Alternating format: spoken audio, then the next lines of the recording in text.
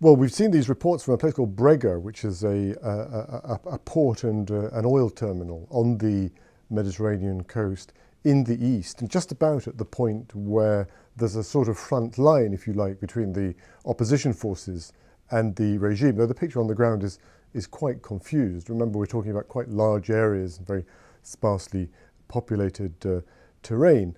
But this seems to have been the first significant military move by the Gaddafi regime to recapture territory or to secure territory threatened by the opposition forces, and obviously particularly important because of the oil installations, which are terribly important, of course, to the Libyan economy and to the focus of a lot of international interest in it. Well, Gaddafi's made another speech in Tripoli today, again to adoring crowds, and he's made what appear to be or offered what sound like concessions that could be quite significant. He's talked about constitutional change.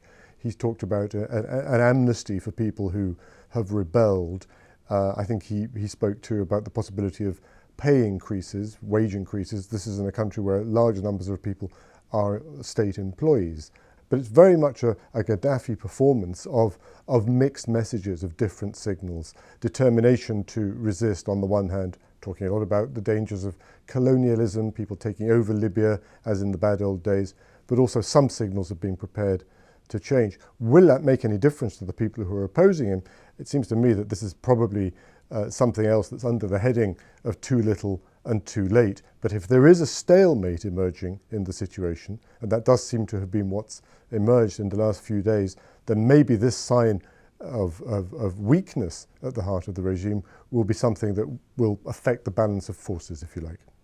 I think there's a sense that in Britain, David Cameron got ahead of himself and ahead of what other people were prepared to support, because while we saw the UN Security Council at the weekend agreeing on a raft of measures against Libya, sanctions and assets freezes and travel bans for the key members of the regime, it very conspicuously didn't talk about a no-fly zone. And that's precisely because internationally that would be very, very difficult to agree. It would be opposed by the Russians and the Chinese. So the unanimity you had on other issues pertaining to Libya and action against it would not extend to that. So this idea of foreign military intervention with a UN resolution, and certainly without one, does seem, for the moment at least, to have slipped down the agenda. It doesn't look as though this is about to happen.